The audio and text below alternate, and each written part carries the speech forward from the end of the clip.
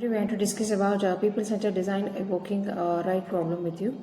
So in previous life we saw about what is design thinking, what are the 5 phases of design thinking. In continuation with today the topic, today we are going to learn about one of the most essential aspects of design thinking, that is people-centered design. Let us see in detail. So people-centered design is how it helps us to identify and evoke a right person before jumping into a solution. Many times the team design excellent products that fails in a real world. So it is because why?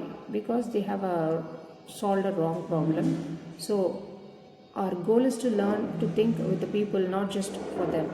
So let us see what is people-centered design. So people-centered design is a practice where design focus on specific people needs, not an assumption or trends. So it is a refined form of human-centered design, which means we design with an empathy and a deep understanding.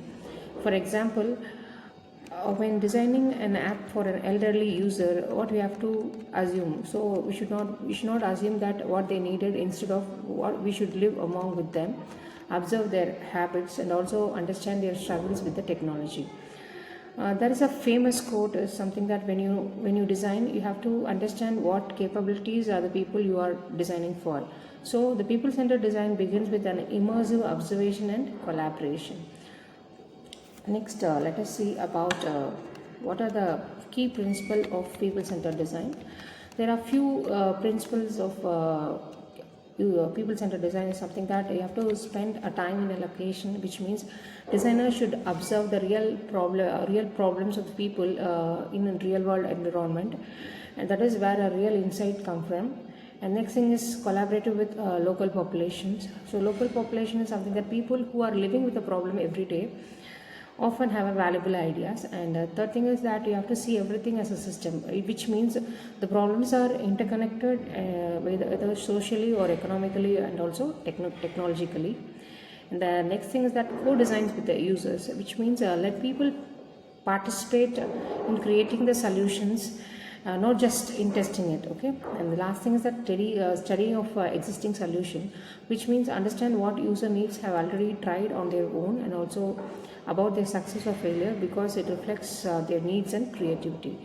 When these steps are followed, and the solution becomes a more relevant and sustainable, and also be accepted by the communities. So next, let us see about how to apply people-centric design. So which means we have to spend years in a location and collaborate closely with the local population, and also see how everything is done on a system and co-design with your populations. So next, this is a thinking mindset of the human-centered design. So people-centered design also needs a right mindset. Some of the key designs thinking of mindset include empathy, which means you have to understand the user feelings and context. And next is about the collaboration, is work across disciplines and culture. And next one is curiosity. So you have to keep on asking why to uncover a deep insight. And the last thing is about experimentation, that is your prototype and test ideas quickly. So these mindset ensures that our designs remains grounded in the people reality. Next, let us go to activity session. Activity section is something that are crazy takes. This means it's a fast-paced ideation exercise where you can sketch your 8 ideas in 8 minutes.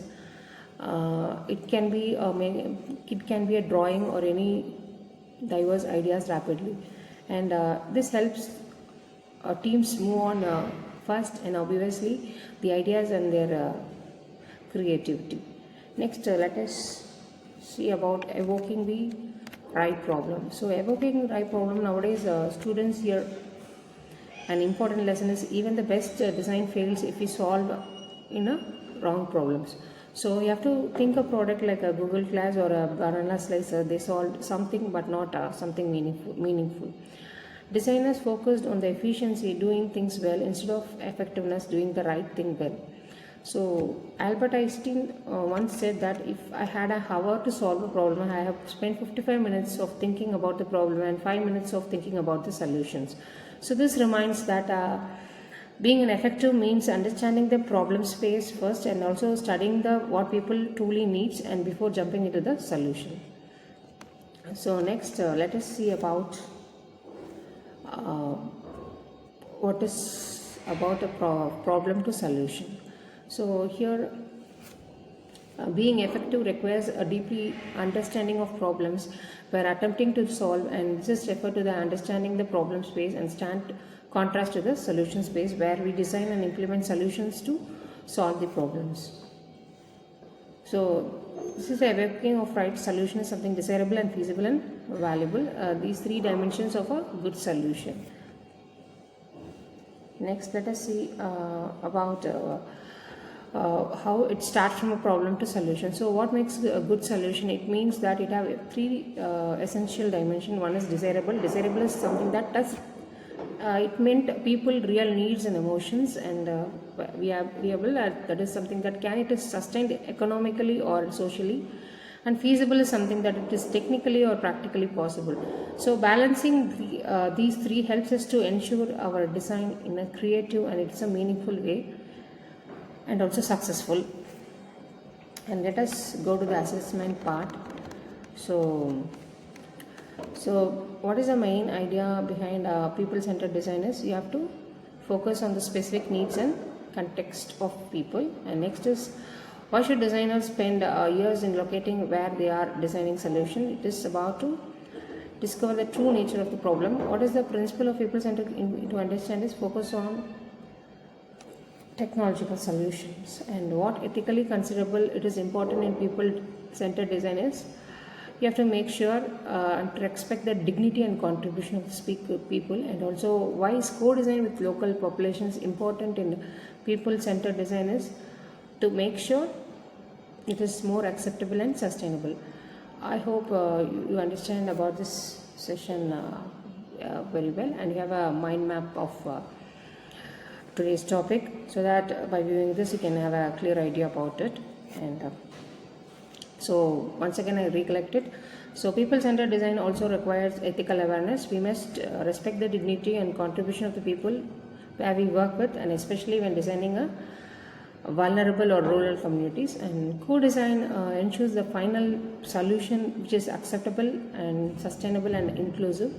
So to conclude, people-centered design reminds us an innovative begin with empathy. When we understand the people realities and their struggles and the hopes and creativity, we can design a product or a system that truly makes a difference. So always remember, good designs begin with not only the ideas but with understanding the people.